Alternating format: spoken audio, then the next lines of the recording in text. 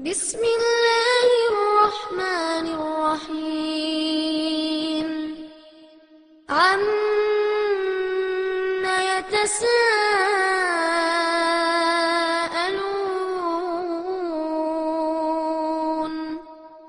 عن النبأ العظيم الذي هم فيه مختلفون كلا سيعلمون ثم كلا سيعلمون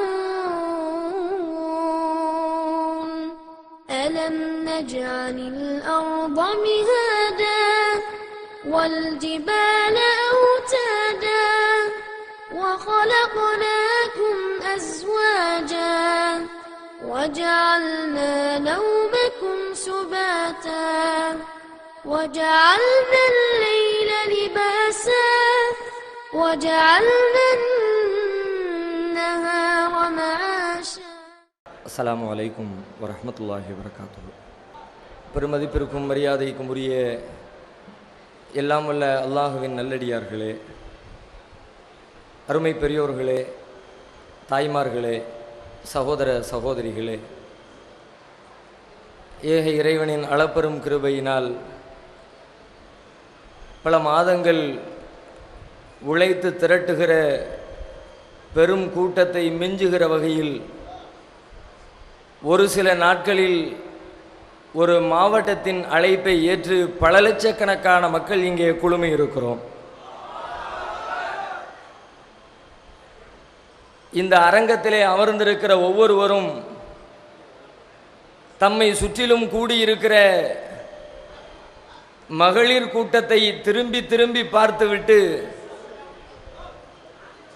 எத்தனை பிரம்மாண்டமான கூட்டம் இது, இத்தனை லட்சம் மக்கள் குழுமி இருக்கிறார்களே என்று பிரமிப்போடு ஒருவரை ஒருவர் பார்த்து கொண்டு பேசிக் கொண்டிருக்கிறீர்கள். இந்த அரங்கிற்குள்ளே திடலுக்குள்ளே எத்தனை லட்சம் மக்கள் குழுமி இருக்கிறீர்களோ, இதைவிட ஏறத்தாழ 20 மடங்கு மக்கள் திருச்சி வெளியிலே திரண்டிருக்கிறார்கள். இது ஏதோ உங்களை உணர்ச்சி வசப்படுத்துவதற்காக, உங்களின் உணர்வுகளை தூண்டுவதற்காக சொல்லப்படுகிற வெற்று வார்த்தைகள் அல்ல. ஒரு சில நிமிடங்களுக்கு முன்னால் உயரதிகாரிகள் நம்மிடத்திலே வந்து சொன்ன வார்த்தை என்ன சொன்னார்கள் தெரியுமா? பொதுவாக இலக்கிய நயம்பட பெரும்பெரும் கூட்டங்களை பல்வேறு வார்த்தைகளில் வர்ணிப்பார்கள். குலுங்கியது கும்பகோணம் என்பார்கள், திணறியது திருச்சி என்பார்கள். கூட்டம் நடத்துகிறவர்களுடைய வாய்களில் இருந்து வருகிற வார்த்தைகள் இவை. ஆனால் இறைவனின் கிருபையினால் எப்பொழுது பார்த்தாலும் எத்தனை லட்சம் மக்கள் குழுவினாலும் சின்ன கூட்டம், குறுகிய கூட்டம், சில ஆயிரங்கள் நிறைந்த கூட்டம் என்று கூட்டத்தின் எண்ணிக்கையை குறைத்து சொல்லுகிற காவல்துறை உயரதிகாரிகள் வந்து சொல்லுகிறார்கள், திருச்சி திணறிவிட்டது. இப்பொழுது வந்து சொன்ன செய்தி, திருச்சி திணறிவிட்டது. அனைத்து பகுதிகளிலும் உழவர் சந்தை மட்டுமல்ல, இதனுடைய வலதுபுறத்திலே இருக்கிற நீண்டு நெளிந்து செல்லுகிற எம்ஜிஆர் சிலை வரைக்கும் உண்டான அந்த நீண்ட ரோடு, இங்கிருந்து கரூர் பைபாஸ் வரை செல்லுகிற நீண்ட நெடிய ரோடு, அதனுடைய இடதுபுறத்திலும் வலதுபுறத்திலும் திரும்பி திரும்பி செல்லுகிற ஏறத்தாழ 25 தெருக்கள் இந்த மக்கள் கூட்டத்தால் நிரம்பி வருகிறது. சொல்ல வேண்டிய செய்தி சொல்லப்பட்டு விட்டது.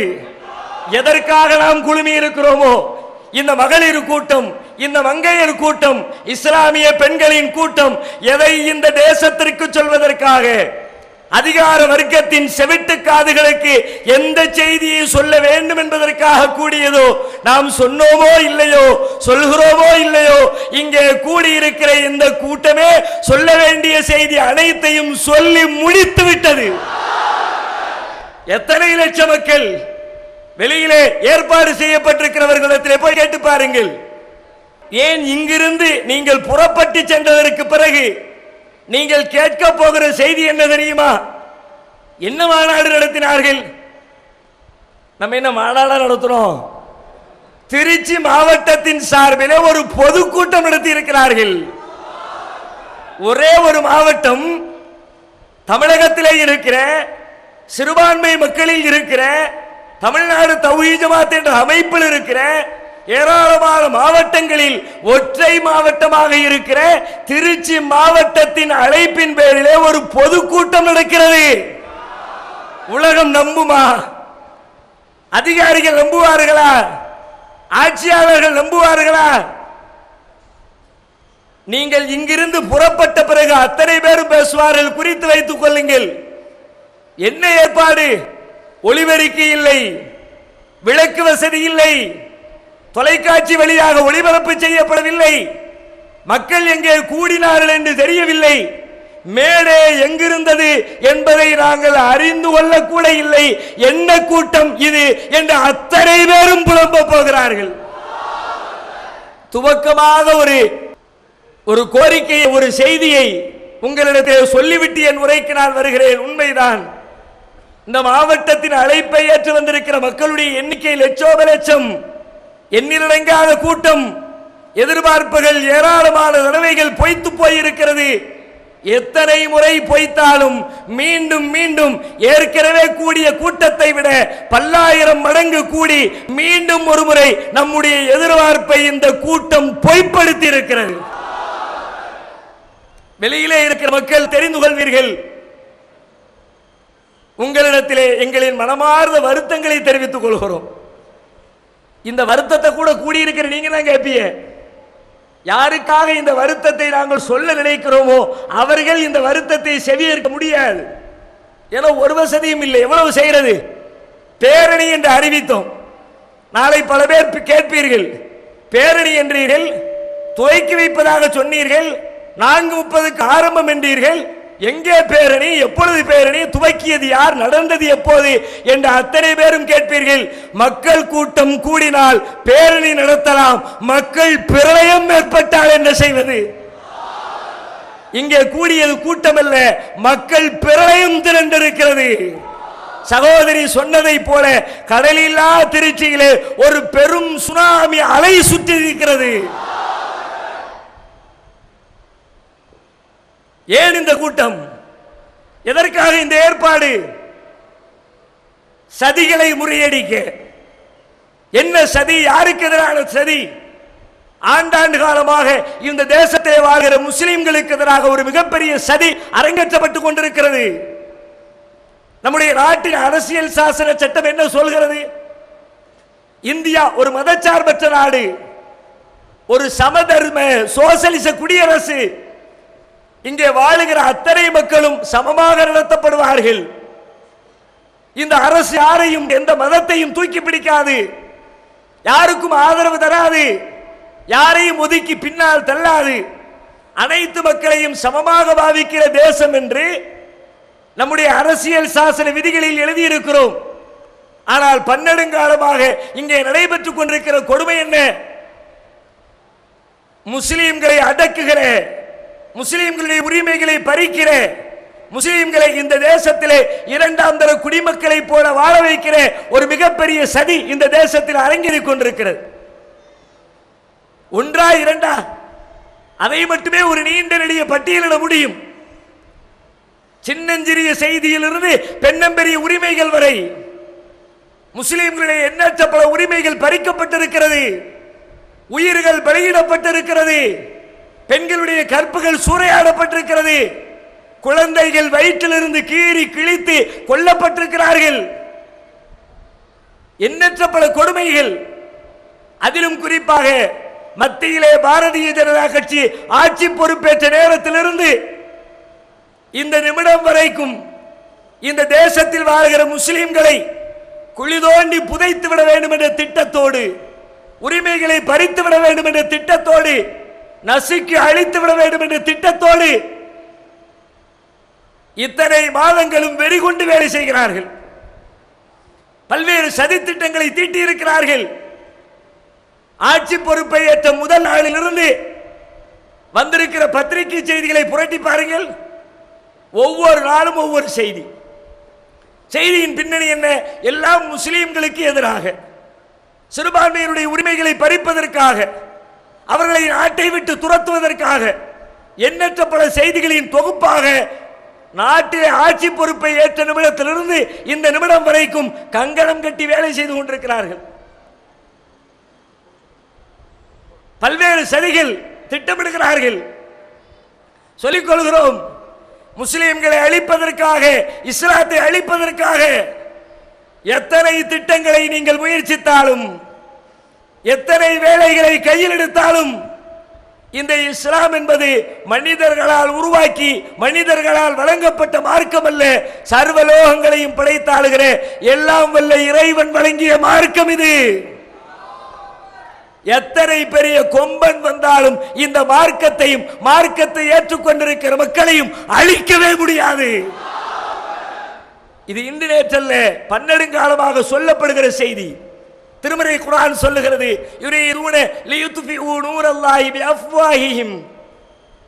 அவர்கள் தங்கள் வாய்களால் அல்லாஹ்வின் ஜோதியை ஊதி அணைக்க நினைக்கிறார்கள். வல்லாஹு முத்திம்மு நூரிஹி வலவ் கரிஹல் காஃபிரூன். இந்த காபிர்கள் வெறுத்தாலும் அவன் தனது ஜோதியை பூரணப்படுத்தியே தீருவான். ஒரு காலம் அழிக்க முடியாது. இதை அழிப்பதற்காக நீங்கள் செய்கிற வேலைகள் என்ன? துவக்கத்திலிருந்து பாருங்கள். எல்லா திட்டங்களையும் ஆட்சிக்கு வந்த புதிதிலே சொன்னார்கள், இந்த நாட்டிலே பகவத்கீதையை தேசிய நூலாக அறிவிக்க போகிறோம். பாராளுமன்றத்திலே விவாதம். பகவத்கீதை என்பது ஒரு குறிப்பிட்ட மதத்தாருடைய வேத புத்தகமாக நம்புகிறார்கள். அதுவும் மதத்தில் இருக்கிற எல்லா மக்களும் நம்புகிற நம்பிக்கை அல்ல, ஒரு சின்னஞ்சிறிய கூட்டத்துடைய நம்பிக்கை. முஸ்லிம்கள் வாழுகிறார்கள், கிறிஸ்தவர்கள் வாழுகிறார்கள், சீக்கியர்கள் வாழுகிறார்கள், யூதர்கள் வாழுகிறார்கள், பார்சிகள் வாழுகிறார்கள், எண்ணற்ற பல மதத்தை சார்ந்தவர்கள் வாழுகிற ஒரு தேசத்தில் ஒரு குறிப்பிட்ட சமூகத்தை சார்ந்தவர்களுடைய ஒரு வேத புத்தகத்தை அனைத்து மக்களுக்குமான தேசிய நூலாக அறிவிப்போம் என்று சொன்னீர்களே, யாருக்கு எதிராக? இதை எதிர்த்து குரல் கொடுக்க போவது யார்? முஸ்லிம்களை தவிர யாரும் இல்லை. நாம தான் களத்துக்கு வருவோம். இந்தியா மதச்சார்பற்ற நாடுன்னு சொல்ற, எந்த தேசம் எந்த மதத்துக்கும் முன்னுரிமை வழங்காத தேசம் என்று இந்தியாவை பற்றி அரசியல் சாசனம் சொல்லுகிறது. இந்த லட்சணத்தில் குறிப்பிட்ட ஒரு மதத்தவர்களுடைய வேத புத்தகத்தை தூக்கி பிடிச்சா என்ன செய்யறது? கொண்டு வருவோம் என்றார்கள். எதிர்ப்பாலை நாடு முழுவதும் பரவியது. மக்கள் கொந்தளித்தார்கள். அனைத்து கட்சிகளும் எதிர்த்து குரல் எழுப்பின. அப்படியே அந்த செய்தி சமாதி கட்டப்பட்டது. எத்தனை முட்டாள்தனமான ஒரு வாதம்! மதச்சார்பற்ற நாட்டில் ஒரு குறிப்பிட்ட மதத்தவர்களுடைய புத்தகத்தை கொண்டு வருவோம் என்று சொல்வது எப்படிப்பட்ட முட்டாள்தனம்! அதற்கு எதிராக வைக்கப்பட்ட கேள்விகள் நாக்கை பிடுங்குகிற அளவிற்கு வைக்கப்பட்டது. ஒரு அறிஞர் தன்னுடைய உரையை குறிப்பிட்டார். சரிப்பா, நீ சொல்ற மாதிரி பகவத்கீதையை இந்தியாவுடைய தேசிய நூலாக அறிவிச்சிருவோம். கிருஷ்ணருடைய பகவத்கீதை இந்தியாவின் தேசிய நூல் என்றால் கிருஷ்ணருடைய லீலையை இந்தியாவின் தேசிய விளையாட்டாக அறிவித்து விடுவோமா? அது கிருஷ்ண லீலை. பொம்பளைங்கெல்லாம் கீழே குளிப்பாங்க, மரத்துக்கு மேலே ஏறி உட்கார்ந்துக்குவாரு, வேடிக்கை பார்ப்பாரு, துணிகளை தூக்கிட்டு போயிடுவாரு. பதில் சொல்ல முடிஞ்சிச்சா? ஏன் தேவையில்லாமல் வாயை கொடுத்து இப்படி வாங்கி கட்டிக் கொள்ள வேண்டிய அவசியம் என்ன வந்தது? அதிலே ஆரம்பித்த பிரச்சனை ஒவ்வொன்றாக எதை எடுத்தாலும் முஸ்லிம்களை நோக்கி அவருடைய வார்த்தைகள் நீளும். காஷ்மீரில் நடைபெறுகிற கொடுமைகளின் பின்னணி என்ன? இந்த நாட்டிலே வாழுகிற குடிமக்கள் ஆண்டாண்டு காலமாக வாழ்ந்தவர்கள், அவர்களுக்கு உரிமைகள் இருக்கிறது. அரசியல் சாசனம் தனி உரிமையை வழங்கி இருக்கிறது. அதையெல்லாம் காலில் போட்டு நசுக்கிவிட்டு ஆட்சிக்கு வந்த நேரத்திலிருந்து காஷ்மீரிலே அடக்குமுறை அடக்குமுறை அடக்குமுறை. அந்த மக்கள் என்ன செய்தார்கள்? தன்னுடைய சொந்த தேசத்தின் விடுதலைக்காக பாடுபட்டார்கள். அவர்களை பயங்கரவாதிகளாக சித்தரிப்பது, கையிலே ஆயுதம் இல்லை, துப்பாக்கி இல்லை, வெடிகுண்டுகள் இல்லை, கம்புகளையும் கற்களையும் தூக்கி கொண்டு அடக்குமுறை செய்கிற அதிகாரிகளுக்கு எதிராக, ராணுவத்திற்கு எதிராக வீதியிலே வந்து போராடுகிற மக்களை பார்த்து பயங்கரவாதிகள். காஷ்மீரை விட்டு டெல்லியிலே வந்து கொண்டு வைத்தார்களா?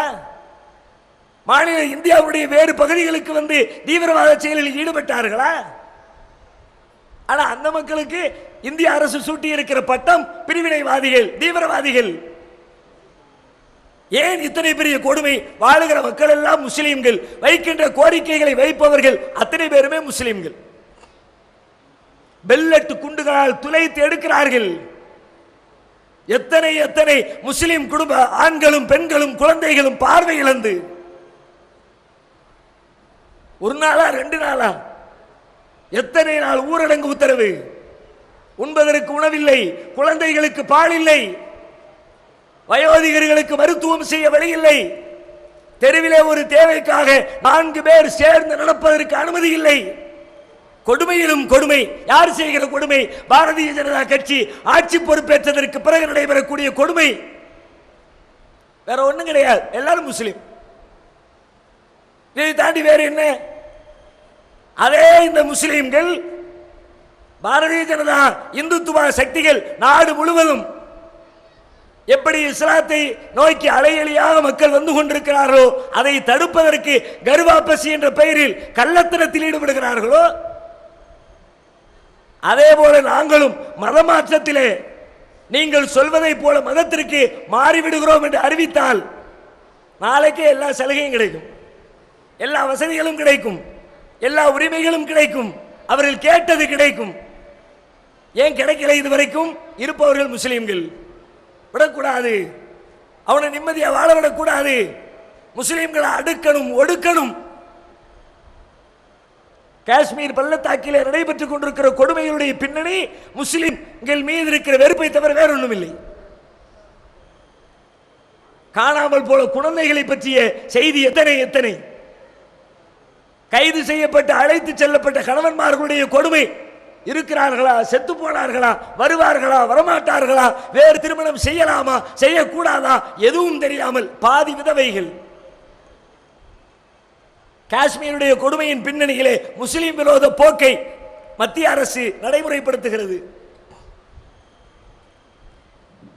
அதே போல சகோதரிகள் குறிப்பிட்டதை போல கோமாதா பஞ்சாயத்து நாடு முழுவதும் பிரச்சனை கிளப்பி விட்டார்கள். பாய்மாரெல்லாம் மாட்டுக்கறி திங்கிறான், திங்கக்கூடாது, பசு எங்களுக்கு புனிதமானது, நாங்கள் கடவுளாக கும்பிடுகிறோம், வழிபடுகிறோம், எனவே பசுவதை தடை சட்டத்தை கொண்டு வர வேண்டும், பசுமாட்டை அறுக்கிறதுக்கு தடை விதிக்கணும், அதை ஏற்றுக்கொள்ள முடியாது என்று சொல்லி பசுவதை தடை சட்டத்தின் பெயரால் நாடு முழுக்க பஞ்சாயத்தை கிளப்பினார்கள். தன்னுடைய வீட்டிற்குள்ளே வீட்டின் குளிர்சாதன பெட்டியிலே இறைச்சி வைத்திருந்தார், அது பசுவனுடைய இறைச்சி தான் என்று பொய்யாக கதை கட்டிவிட்டு முகமது அக்லாக் என்ற பெரியவரை அடித்தே கொலை செய்தார்கள் கைவர்கள். கேட்டா பசு மேல நாங்க பக்தி வச்சிருக்கிறோம், பசுமாட்டை அவர் கொன்னுட்டாரு, பசுவை கொலை செய்யறது ஏற்றுக்கொள்ள மாட்டோம். அத்தனையும் நடிப்பு. கோமாதாவின் மீது இவர் வைத்திருப்பது பக்தியா அல்லது அரசியலா?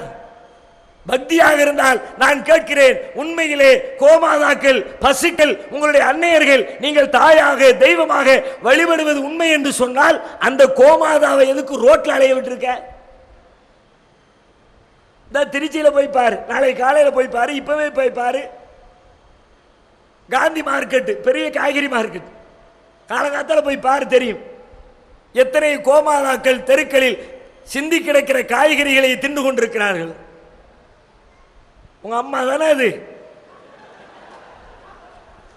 நீ மட்டும் நல்ல வக்கனையா வடை பாயாசத்தோட 18 வகை அவியலு பொரியலு கூட்டுன்னு சொல்லி வச்சு வயிறு முட்டை திங்கிறிய, உங்க அம்மாவை ரோட்ல பிச்சை எடுக்க விட்டுருக்கிறிய, கேவலமா இல்ல உனக்கு? நீ அழகா சொகுசா வீடு கட்டி வீட்டுக்குள்ள ஃபேனு போட்டு, ஃபேனு பத்தாது ஏசி போட்டு, உள்ள சத்தம் வராத டிஸ்டர்ப் இல்லாம நிம்மதியா பெட்ல படுத்து தூங்குறிய, உங்க அம்மாவை ரோட்ல விட்டுருக்கிறிய.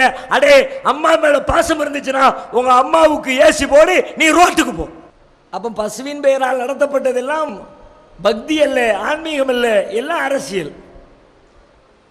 அதை மட்டுமே பேசுனா வண்டி வண்டியா ஓட்டலாம். நீ எத்தனை ஊர்ல கோசாலை வச்சிருக்கிற, அந்த கோசாலைக்கு எத்தனை வாட்டை பத்திட்டு போன, அதை பின்னாடி பாய்மாருக்கு கசாப்பு கடைக்கு எத்தனை பேருக்கு வித்தாத, எல்லாம் பட்டியல் போடுவா? இந்த சமீபத்திலே ஜெய்ப்பூரிலே 500 மாடுகள் கோசாலையிலே செத்து போனார்கள் என்று செய்தி வந்ததே.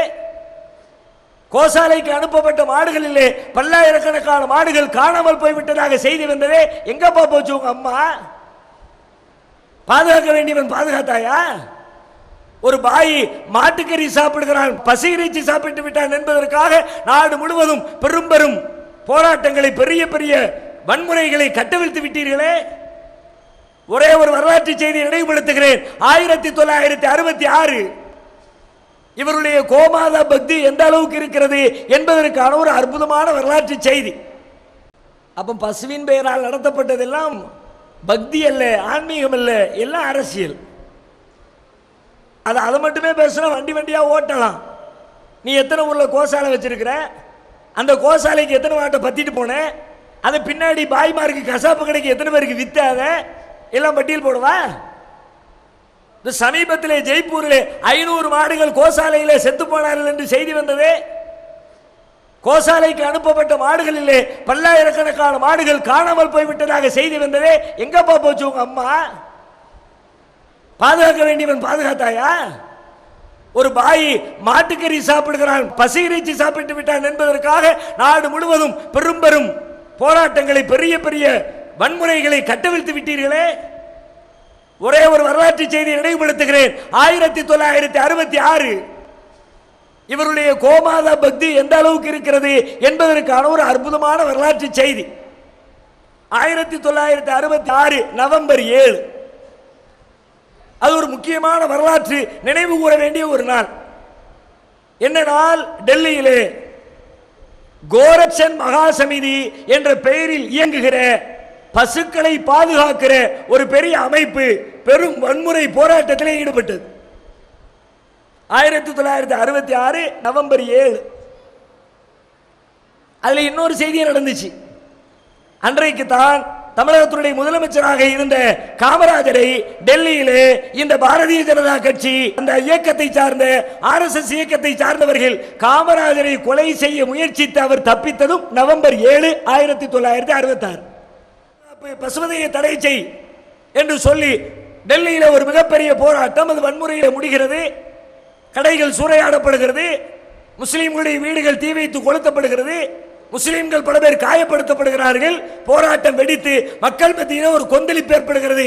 பசுவதையை தடை செய்ய வேண்டும் என்ற கோரிக்கை வலுக்கிறது. ஒரு நாள் போராட்டம் முடிஞ்சிருச்சு.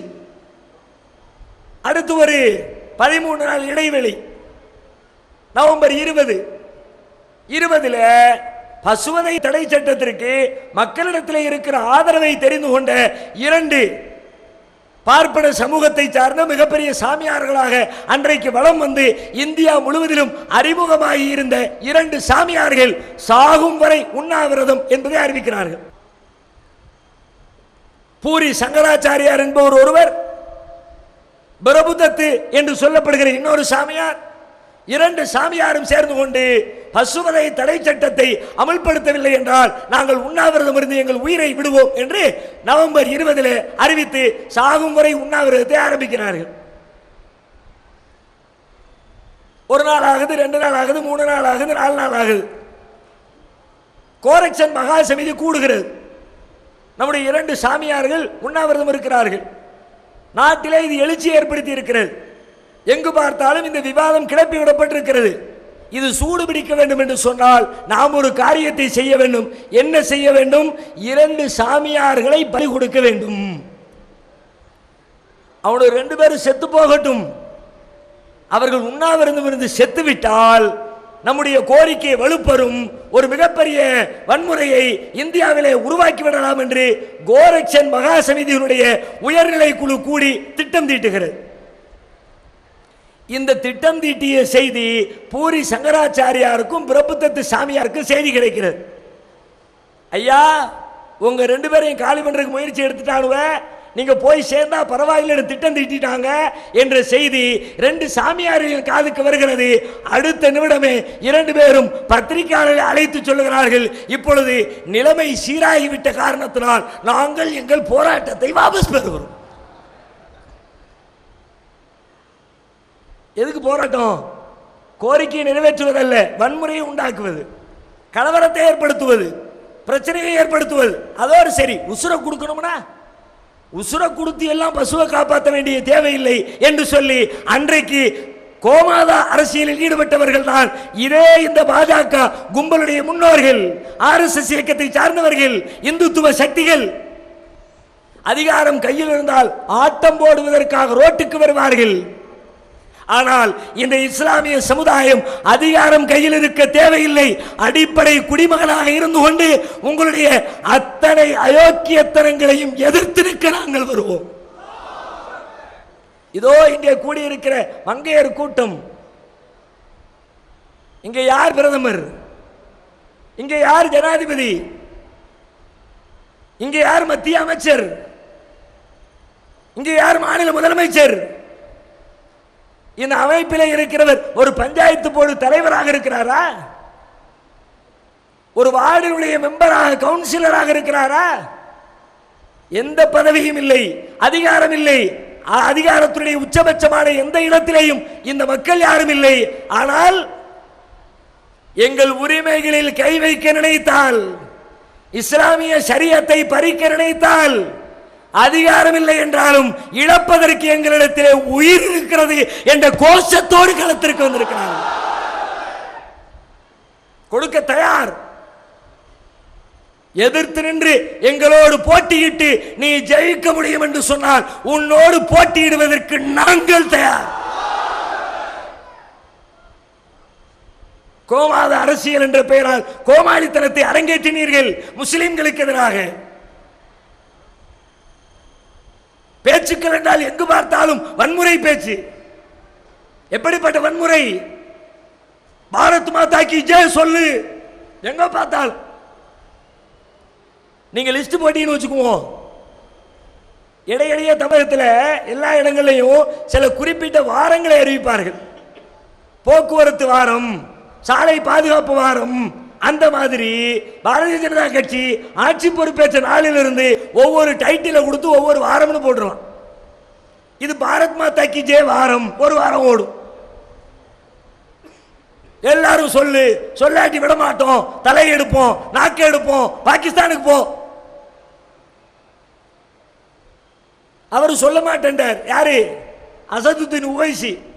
பாரத் மாதா கி ஜெயலாம் சொல்ல முடியாது. அதை என்ன நான் சொல்லணும்?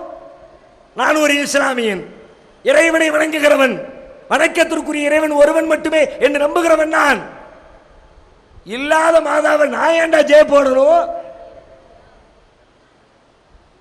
உங்க மாதா தெரியுது, எங்க மாதா தெரியுது, ஊர்ல இருக்கிற எல்லா மாதாவும் தெரியுது. எங்கடா இருக்கிறா அந்த பாரத் மாதான்னு கேள்வி கேட்டாரு உவைசி. யோக்கியம் என்ன செய்யணும்? இந்த இருக்காப்பா எங்க மாதான்னு காட்டணுமா இல்லையா? பாரத் மாதா இதோ இருக்கிறார். ஒண்ணு இல்ல, சொல்லலாட்டி நாக்க வெட்டுவேன். யார் அசதுத்தீன் உவைசியுடைய தலை எடுத்துட்டு வர்றாங்களோ அவங்களுக்கு 1 கோடி ரூபாய் பரிசு. இந்த பரிசு திட்டத்தை கேட்ட உடனே முஸ்லிம்கள் எல்லாம் அலறி விடுவார்கள், பயந்து விடுவார்கள். உடனே பாரத் மாதா சொல்லி விடுவார்கள் என்ற எண்ணத்தில் தானே இந்த மிரட்டலை விட்டீர்கள். தௌஹீத் ஜமாஅத் மறுமொழி சொன்னது, நீ என்னடா தலை எடுக்கிறங்கிற? அவர் தலையில இருக்கிற ஒத்த முடிய புடுங்கிட்டு வேண்டி பாருங்க. ஒரு முடிய புடுங்கு. நம்ம லோக்கல் லாங்குவேஜ்ல சொன்னா தெளிவா இருக்கும். ஆனா சொல்றதுக்குரிய சபை இது இல்லை. நீ புடுங்கி காட்டு. நாங்கள் என்ன 100 ஆண்டுகளுக்கு பிந்தையவர்கள் என்று எண்ணிக்கொண்டீர்களா? குட்ட குட்ட குனிந்து கொண்டிருப்போம் என்று எண்ணிக்கொண்டீர்களா? இத்தனை ஆண்டு காலம் பட்ட பாட்டிலே உங்களை எப்படி எதிர்கொள்ள வேண்டும் என்ற பாடத்தை படித்து திரண்டு நிற்கிற மங்கையர் கூட்டமடா இது.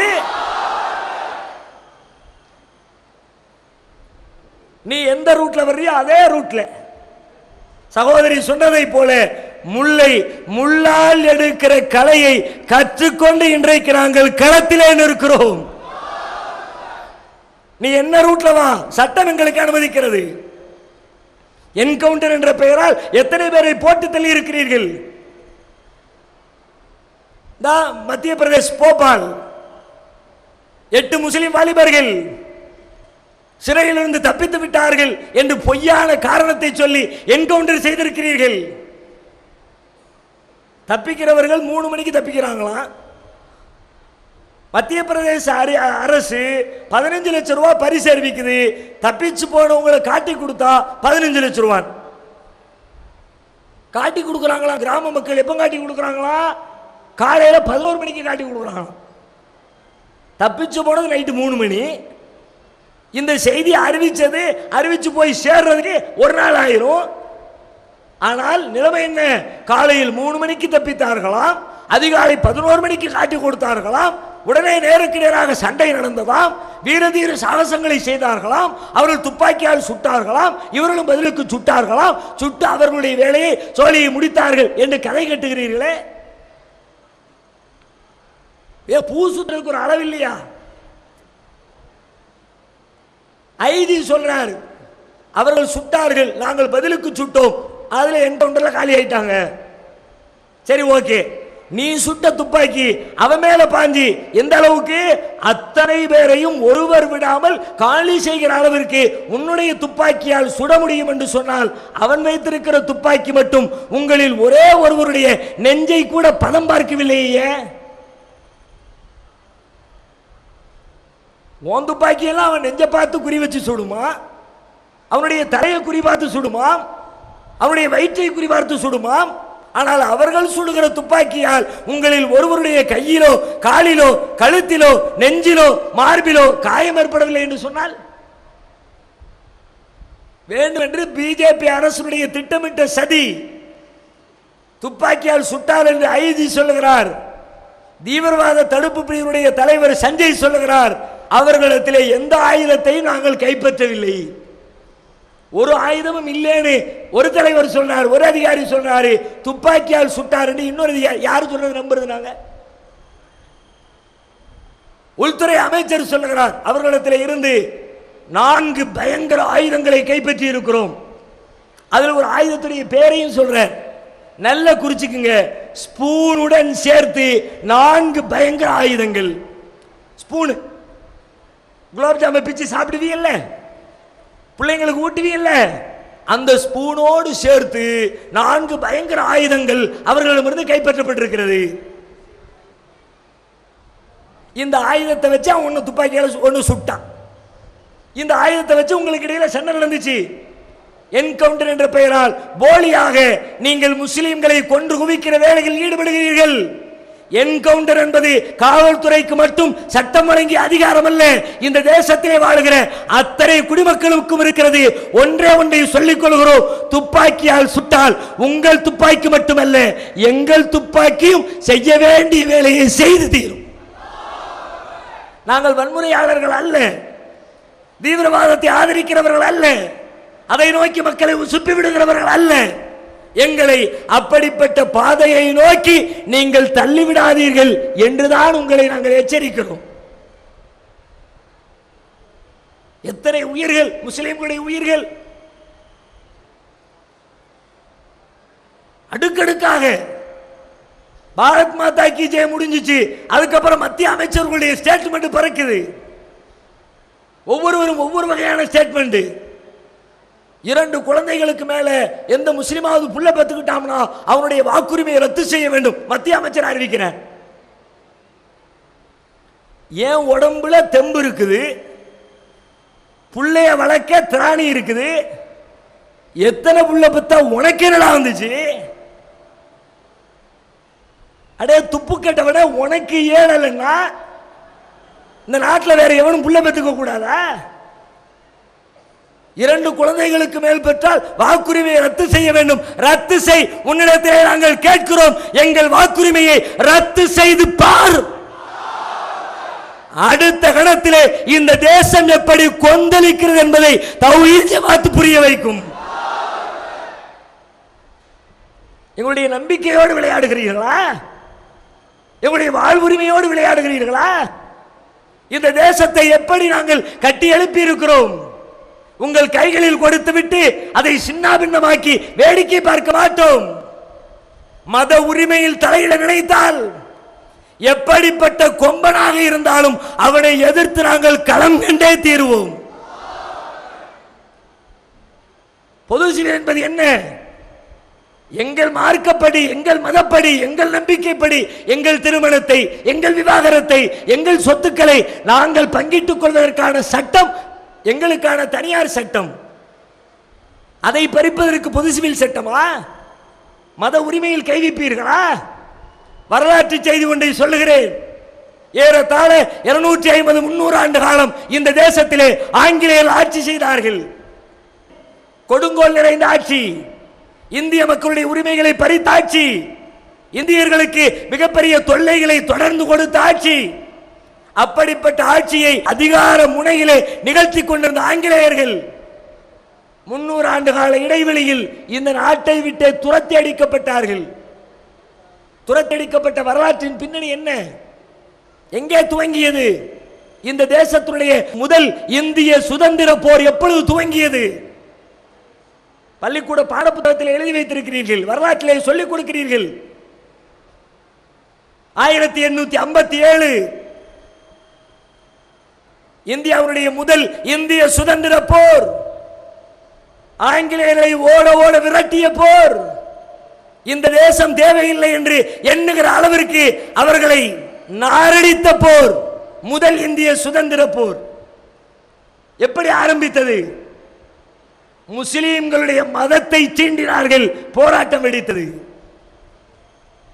இங்கிலாந்தில் என்ஃபீல்டு ஒரு இடம் இருக்கிறது. அந்த இடத்திலே புதிய ரக துப்பாக்கிகளை தயாரிக்கிறார்கள். அந்த புதிய துப்பாக்கிகளை இந்தியாவில் இருக்கிற ராணுவ வீரர்களுக்கு கொடுத்து இதை பயன்படுத்துங்கள் என்று ஆங்கிலேய அரசு சொல்கிறது. அந்த துப்பாக்கியுடைய மெத்தட் என்னன்னு கேட்டா, அதிலே பொருத்துகிற குண்டுகளை வாயால் கடித்து இழுத்து தோட்டாக்களை அதிலே பொருத்த வேண்டும். இப்போ அதை இழுக்கிற இடத்திலே பன்றி கொழுப்பை தடவி இருக்கிறது ஆங்கிலேய அரசு. அந்த கொழுப்பை தடவுனாத்தான் வலுவழுப்பாக குண்டு வேகமாக பாய்ந்து செல்லும். முஸ்லிம் சிப்பாய்கள் சொல்லுகிறார்கள், பன்றி கொழுப்பு எங்களுக்கு ஹராம், நாங்கள் வாயில் வைக்க மாட்டோம், அதை நாக்கால் ருசித்து பார்க்க மாட்டோம், எனவே இந்த துப்பாக்கியை நாங்கள் தொடமாட்டோம் என்று சொல்லுகிறார்கள்.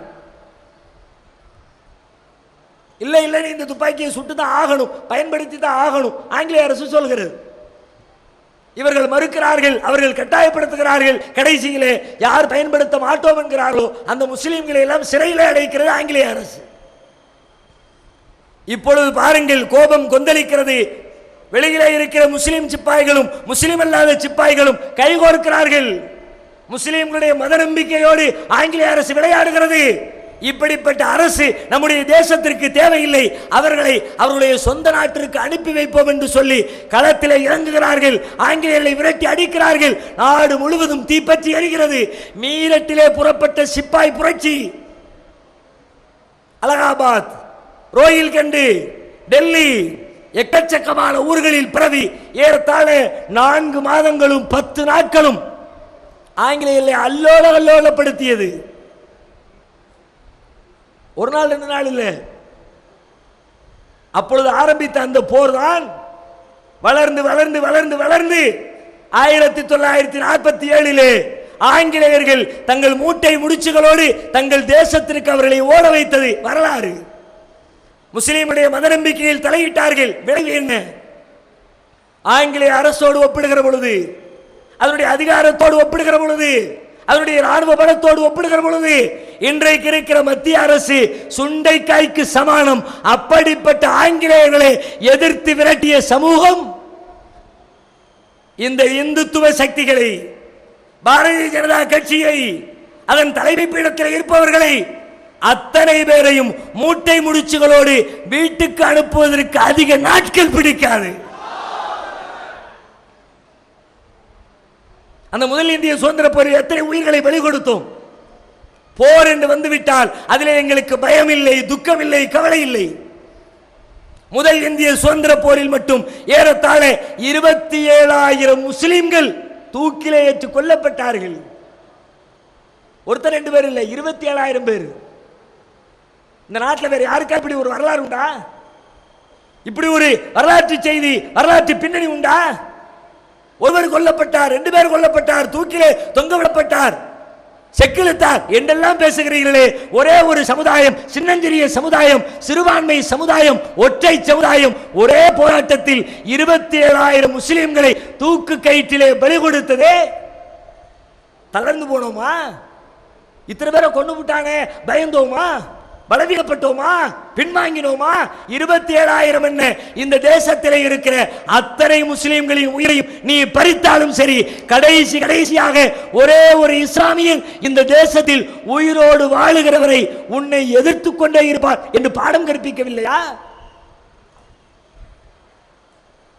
அப்படிப்பட்ட சமூகத்தோடு நீங்கள் விளையாட வந்திருக்கிறீர்கள். ஆட்சி பொறுப்பை ஏற்ற நாளிலிருந்து வரலாற்றை கையிலே எடுத்து திரிக்கிறீர்கள். முஸ்லிம்களை கெட்டவர்களாக சித்தரிப்பதற்கு, முஸ்லிம்களை தீவிரவாதிகளாக சித்தரிப்பதற்கு, முஸ்லிம் முன்னோர்களுடைய வரலாறுகளை எல்லாம் மறைக்கிறீர்கள், திரிக்கிறீர்கள், பொய்யான வரலாற்றை உருவாக்குகிறீர்கள். எத்தனை கொடுமை! சில நாட்களுக்கு முன்னால் மகாராஷ்டிராவிலே நடைபெற்ற செய்தி. கர்நாடகாவிலே உயர் நீதிமன்றத்தில் ஒருத்தர் வழக்கு தொடுக்கிறார். என்ன வழக்கு? நவம்பர் மாதம் ஒவ்வொரு ஆண்டும் திப்பு சுல்தானுடைய பிறந்த நாளை கொண்டாடுவது அந்த அரசுடைய வழமை.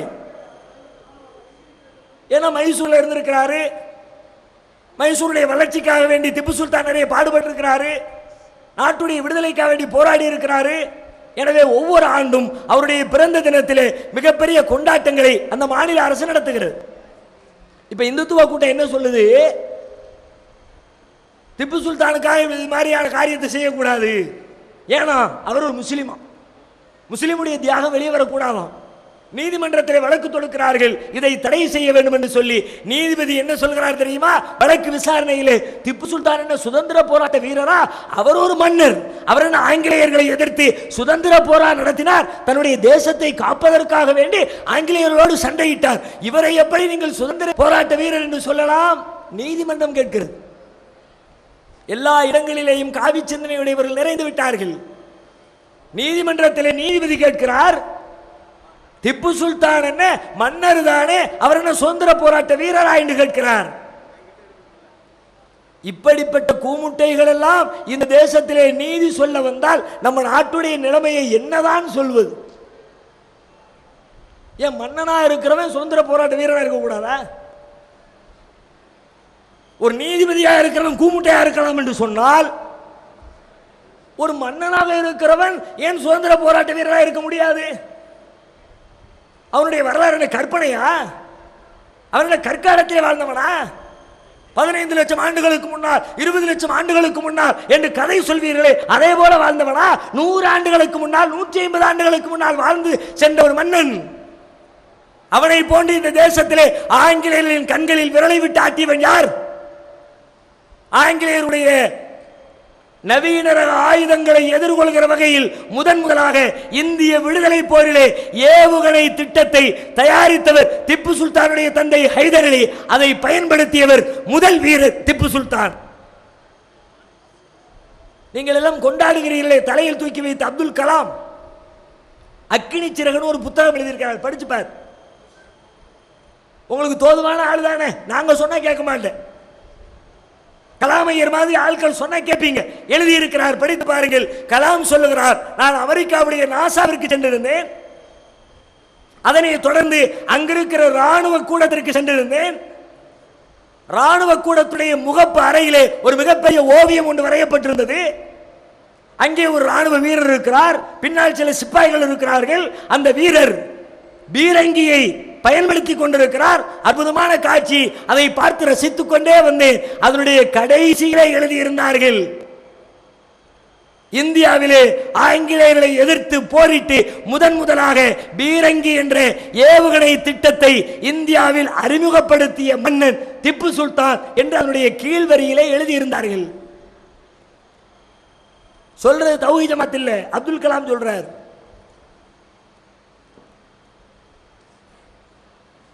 அந்நியன் கொண்டாடுகிறான், ஆங்கிலேயன் கொண்டாடுகிறான், அமெரிக்கன் கொண்டாடுகிறான், உனக்கு என்ன வந்துச்சு? திப்பு சுல்தானால் உனக்கு ஏற்பட்ட கேடு என்ன சொல்லு? திண்டுக்கல்லிலே திப்பு சுல்தானுக்கு மணிமண்டபம் கட்ட போகிறேன் என்று முதலமைச்சர் ஜெயலலிதா அவர்கள் அறிவிக்கிறார்கள். மணிமண்டபத்தை கட்டுவதா வேண்டாமா அது இரண்டாவது விஷயம். ஆனால் கட்ட போகிறோம் என்று அறிவித்த உடனே தமிழகத்திலே இருக்கிற இந்துத்துவ சக்திகள் ஓ என்று குதித்தார்கள். திப்பு சுல்தானுக்கு மணிமண்டபமா? ஏற்றுக்கொள்ள முடியாது. அவன் நாட்டுக்கு விரோதி. திப்பு சுல்தானுடைய வரலாறு தெரியும். நான் கேட்கிறேன், இவன் சுதந்திர போராட்ட வீரர் இல்லை என்று நீங்கள் சொல்வது உண்மையாக இருந்தால் நீங்கள் எழுதி வைத்திருக்கிற விடுதலை போராட்ட வரலாற்று வீரர்களுடைய வரலாற்றை எடுத்து விடுவோமா? ஓம் பார்வையிலே யாரா வீரன்? நாட்டுக்காக தன்னுடைய நாட்டை காப்பதற்கு அவன் போரிட்டான் என்று சொன்னால் ஜான்சி ராணி லட்சுமிபாய் என்று சொல்லி மிகப்பெரிய போராட்ட வீராங்கனை என்று வர்ணிக்கிறாயே, அந்த பெண்மணி எப்படி சுதந்திர போராட்ட வீராங்கனை ஆனார்? பிரிட்டிஷ் கவர்மெண்ட் ஒரு சட்டம் கொண்டு வர்றான், வாரிசு இழப்பு சட்டம். யாருக்கு, எந்த மன்னருக்கு பிள்ளை இல்லையோ அவங்க ஆட்சி முடிஞ்ச உடனே தத்து பிள்ளை எடுக்கக்கூடாது, பிரிட்டிஷ்காரங்க கவர்மெண்ட் கொடுத்துடணும். அதை ஏற்றுக்க முடியாதுன்னு ஜான்சி ராணி லட்சுமிபாய் சண்டையிட்டார். பாட புத்தகத்திலே ஜான்சி ராணி சுதந்திர போராட்ட வீரர் என்கிறீர்களே, பால கங்காதர திலகரை தலையில் தூக்கி வைத்து கொண்டாடுகிறீர்களே, விநாயகர் சதுர்த்தியின் பெயரால் மிகப்பெரிய கலவரத்தை உண்டாக்குவதற்கு வித்திட்டு கொடுத்து விட்ட பால கங்காதர திலகர் அவர் சிறையில் இருந்தால் பெரிய போராட்டத்தை நடத்தினார், ஆங்கிலேயர்களை எதிர்த்தார். ஏன் எதிர்த்தார்? ஏன் சிறை சென்றார்? வரலாறு சொல்லுகிறது. அவருடைய ஆங்கிலேயர்களின் காலத்திலே ஒரு பிளேக் நோய் ஒன்று ஏற்படுகிறது. நோய்க்கு என்ன காரணம்? மருத்துவர் குழு ஆராய்ச்சி செய்கிறது. குழுவினுடைய ஆராய்ச்சி முடிவு சொல்லுகிறது, எலிகள் தான் இந்த நோய்க்கு காரணம், எனவே எலிகளை கொல்ல வேண்டும் என்று அந்த குழு அறிக்கை தருகிறது. ஆங்கிலேய அரசு எலிகளை கொல்வதற்கு திட்டம் தீட்டுகிறது. அப்ப வர்றாரு திலகர் சீனுக்கு, எலிகளை கொல்லாத, அடே மனுஷனை கொல்லுறான், இந்திய குடிமக்களை கொத்து கொத்தா கொண்டுகிட்டு இருக்கிறான், பிளேக் நோயினால இத்தனை பேர் செத்துக்கிட்டு இருக்கிறாங்க, நீ என்னடா எலியை கொல்லக்கூடாதுங்கிற? எலி என்பது எங்கள் தெய்வமாகி விநாயகருடைய வாகனம், எனவே எலிகளை கொல்லாது. பிரிட்டிஷ்காரன் சொல்லி பார்த்தான், இந்த ஆளு கேட்கல, தூக்கி உள்ள தூக்கி போட்டான். சுதந்திர போராட்ட வீரர் வாஞ்சிநாதன் தலையில் தூக்கி வச்சு கொண்டாடுறிய வாஞ்சி மணியாச்சி, ஏன்பா வீரரு? ஆஸ்துரையை சுட்டு கொண்டார், எனவே மிகப்பெரிய வீரர். அப்படியா? சுட்டு கொண்டிருந்த வீரம் தான். ஏன் சுட்டு கொண்டான்? அவனே சொல்லுகிறான், ஆஸ்துரையை சுட்டுக் கொண்ட வாஞ்சிநாதன் ஆசை சுட்டுவிட்டு தன்னுடைய துப்பாக்கியால் தன் தலையிலே சுட்டு தற்கொலை செய்து கொள்கிறான். அதற்கான காரணத்தை சட்டப்பையில் எழுதி வச்சுட்டு சாவுறான். என்ன காரணம்? வேறொன்றும் இல்லை, இந்த ஆஸ்துரை சனாதன தர்மங்களை அழிக்கிறார், உடன்கட்டை ஏறுவதை தடுக்கிறார், இந்து பெண்களுக்கு மறுமணம் செய்வதை வலியுறுத்துகிறார், மேல் சாதி கீழ் சாதி இருக்கக்கூடாது என்கிறார், இந்து மதத்தினுடைய தர்மங்களை அழிக்க நினைக்கிறார். எனவே இந்த ஆஸ்துரையை நான் சுட்டுக் கொண்டேன் என்று வாஞ்சிநாதன் சொல்லுகிறான். இதற்காக சாதியை காப்பதற்காக துப்பாக்கி தூக்கிய வாஞ்சிநாதன் சுதந்திர போராட்ட வீரன். ஆனால் ஆங்கிலேயர்களின் கண்களில் விரல் விட்டு ஆட்டிய திப்பு சுல்தான் அவர் ஒரு மன்னரா? வரலாற்றை திரிக்கிறீர்கள், பொய்யான வரலாற்றை கற்பிக்கிறீர்கள். பாபர் மசூதி இடித்து விட்டு இந்தியாவின் அவமான சின்னம் என்றீர்கள். முகலாய மன்னர் கட்டினாரு, அதனால அவமான சின்னம். சரிப்பா, பாபர் மசூதி இந்தியாவின் அவமான சின்னம் என்று சொன்னால் சுதந்திர தினத்திலும் குடியரசு தினத்திலும் பிரதமர் மோடி நின்று கொண்டு செங்கோட்டையிலே கொடியேற்றுகிறாரே, அந்த செங்கோட்டையை கட்டியது யார்? அதுவெல்லாம் அவமான சின்னமாக இல்லையா? முஸ்லிம்களை பற்றி தப்பான சித்திரம் இதுதானே. இப்படி இவர்கள் ஆட்சி பொறுப்பை ஏற்ற நாளிலிருந்து இன்றைக்கு வரைக்கும் செய்திருக்கிற கொடுமைகளை, முஸ்லிம்களுக்கு எதிராக நடந்து கொண்டிருக்கிற வேலைகளை தொகுத்து பார்த்தால் ஒரு மிகப்பெரிய சதி அரங்கேறிக் கொண்டிருக்கிறது. ஆனால் இதுவரை பொறுத்தோம், எத்தனையோ கொடுமைகள் செய்தார்கள், பொறுத்தோம், இனிமேல் பொறுக்க முடியாது என்று சொல்லி ஆண்கள் அல்ல, ஆண்களை விட ஒருபடி மிஞ்சி மங்கையர்களாகிய நீங்கள் திரண்டிருக்கிறீர்கள். இன்றைக்கு எழுந்திருக்கிற இந்த தீபம், இன்றைக்கு எழுந்திருக்கிற இந்த சுடர், இன்றைக்கு எழுந்திருக்கிற இந்த தீப்பொறி இன்ஷா அல்லாஹ் இந்துத்துவ சக்திகளை நெருப்பிலிட்டு பொசுக்கிற மிகப்பெரிய தீபமாக உருவெடுக்க வேண்டும். அவர்கள் எந்த வழியில் வருகிறார்களோ அதே வழியிலே அவர்களை எதிர்கொள்வதற்கு நாம் தயாராக இருக்க வேண்டும்.